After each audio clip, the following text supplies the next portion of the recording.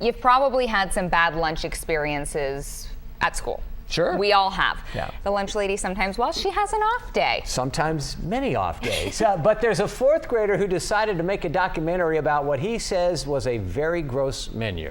Jeff Maher is here with the details. Jeff?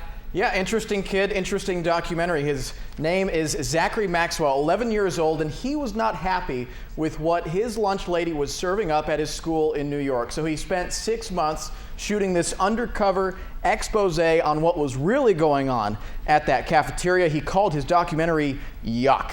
Take a look. Zesty Italian meatballs with tomato basil sauce, whole grain pasta with Parmesan cheese and roasted Capri vegetables.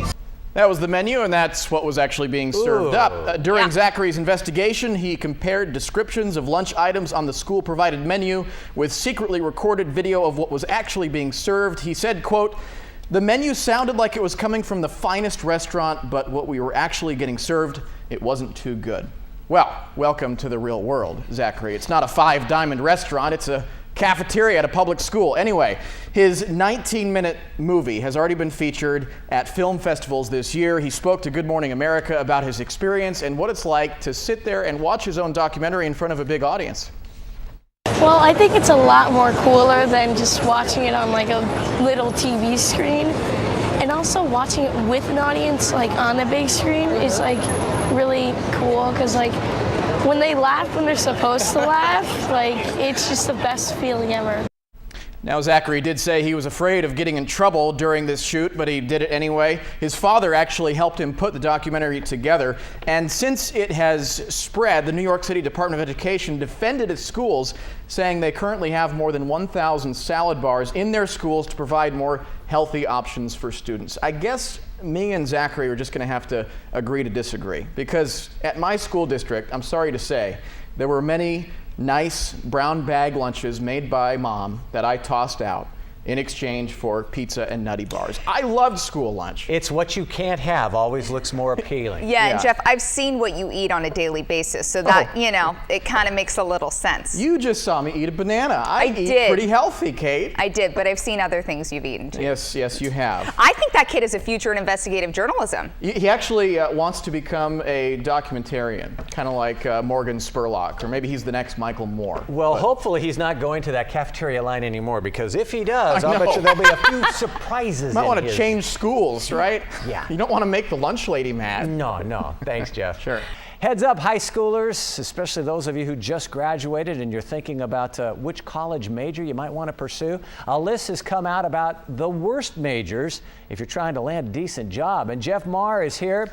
Don't tell us that broadcasting is on that list, Jeff. I figured it would be, but we actually didn't make the list this time. We dodged it, huh? I know, it's great.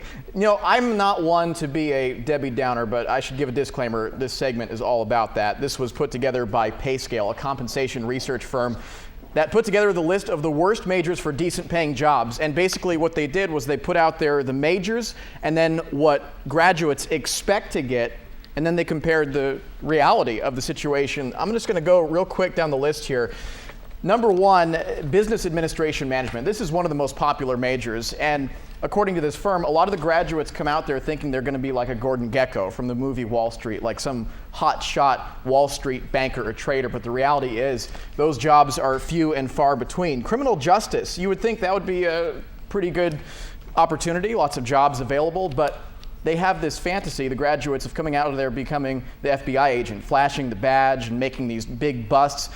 But according to the research, a lot of the positions, including intelligence analyst and FBI agent, require years of experience or connections that grads typically don't have right off the bat. So what they end up becoming is police officers or security guards. I'm not kidding. Positions where they typically don't need degrees. The next one is drama theater arts. You want to be an A-list actor. You want to headline Broadway. Well, we all know the chances of that. Very, very rare. And a lot of the majors end up in unremarkable jobs like executive assistants or customer service reps. I've got three more on the list. One is anthropology. You may want to become the next Indiana Jones, travel the world, uncover undiscovered relics and fight the Nazis and sweep women off their feet. Well, that was a movie. And the reality is, in anthropology, there's not much profitable work for anthropologists. History, I was a huge fan of history in high school and college. And a lot of the majors tend to become history teachers, and that's fine. But they point out that in our current economic situation, a lot of the school districts are simply not hiring, and there is an overabundance of history majors as it stands right now. Psychology, the human psyche is amazing, and there are so many parts of the human brain that are yet to be discovered. It is bottomless, but it doesn't mean that someone is actually going to pay you to do that research. And they pointed out that in reality, a lot of the psych majors end up with barista jobs for quite some time, making $19,000 a year. They actually had 10 altogether, but for time's sake, I just listed those 5 or 6 for you. But just a few things to think about. You know, it doesn't always become the reality what you're thinking when you graduate. He mentioned the brain bottomless. It's at the top, isn't it? Just checking on you. Oh, that's a tough list, Jeff. It's tough for all those grads out there.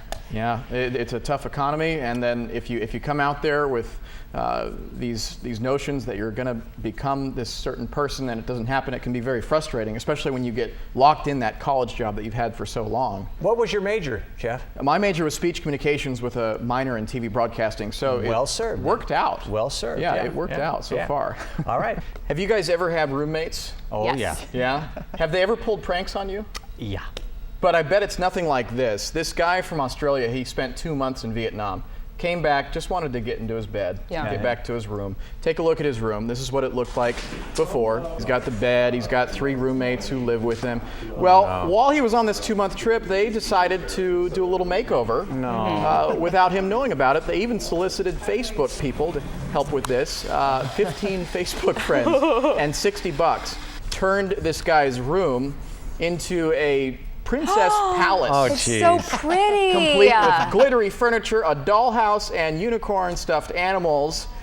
The guy's name is Tom Overend, 26 years old. He returned from that Vietnam trip at 1:30 a.m. He just wanted to get to his bed, and this was his reaction.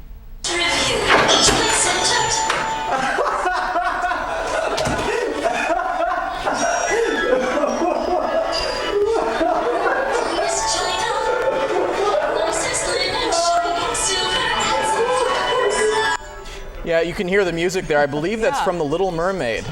You believe. He's laughing, though. Oh, he thought it was hilarious. It's actually giving me some ideas to do the same thing to our set here in the studio. Oh my goodness. While you guys are in bed, I can come back here and make it all pink for you. Did you say his name is Tom's Overend? Tom Overland. Oh, Overland. Oh, I thought he was In Overend. Australia, and those are his roommates. I think it looks great. Look at that. I think it's lovely. It took a lot of work. At that point, you just have to keep it that way, don't you? You do. And Well, you I have to think the appreciate bed that they did that It looks for you. comfy, the bed. Little canopy. You would like it, Kate. None of the 3 I guys up never here. had the princess bedroom growing up, so I think that's nice. You need to get the right roommates. Yes, I That's do. the answer. I'm calling those guys. We got more news coming up on News 10 Midday. We'll be back in an hour right after the view. News 10 is everywhere you want to be.